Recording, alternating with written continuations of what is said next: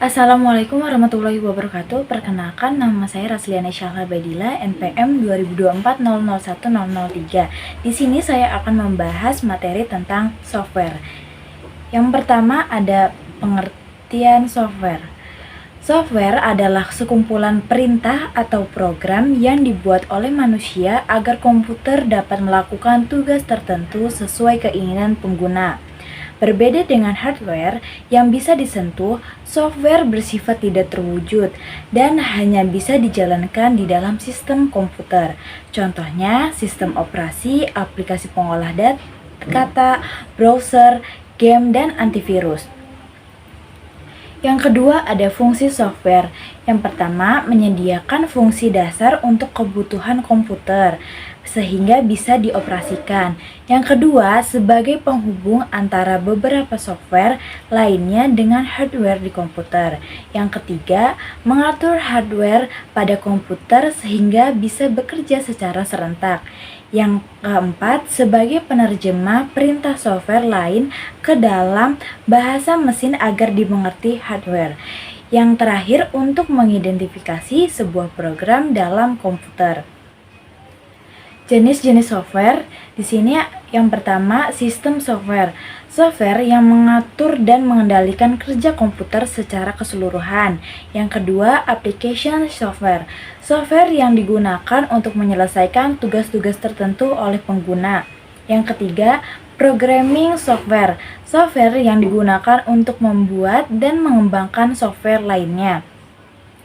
Contoh-contoh software di sini yang pertama ada sistem operasi. Contohnya Microsoft Windows, sistem operasi paling populer dengan tampilan antarmuka grafis yang mudah digunakan. Ada macOS, dikembangkan oleh Apple, terkenal dengan desain elegan dan keamanan tinggi. Yang terakhir, Linux, sistem operasi open source yang bebas dikembangkan, banyak digunakan oleh programmer dan server komputer. Yang kedua, aplikasi bahasa pemrograman. Contohnya, yang pertama JavaScript, digunakan untuk membuat tampilan website menjadi interaktif. Yang kedua, PHP, umumnya digunakan untuk membuat website dinamis terhubung ke database. Yang ketiga, HTML, Hypertext Markup Language, bahasa dasar dalam membuat struktur halaman web. Python, bahasa pemrograman serbaguna, sering digunakan untuk analisis data, kecerdasan buatan AI, dan otomasi. Tanpa bahasa pemrograman, software dan aplikasi yang kita gunakan sehari-hari tidak akan ada. Pengolah kata. Contohnya ada Microsoft Word, pemrograman pengolah teks paling populer di dunia, bagian dari paket Microsoft Office. Yang kedua, Microsoft PowerPoint, digunakan untuk membuat bahan presentasi dengan teks, gambar, animasi, dan suara. Software pengolah kata membantu pengguna menyusun informasi secara rapi dan juga menarik. Editing software, yang pertama contohnya ada Adobe Photoshop untuk mengedit dan manipulasi foto. Yang kedua ada Adobe Illustrator untuk membuat ilustrasi dan desain vektor seperti logo, icon, dan lain-lain. Yang ketiga ada Core iDraw, program desain grafis berbasis vektor yang mudah digunakan. Adobe InDesign untuk membuat desain majalah, katalog, dan layout percetakan profesional. Software desain ini sangat penting dalam dunia kreatif, percetakan, dan pemasaran digital.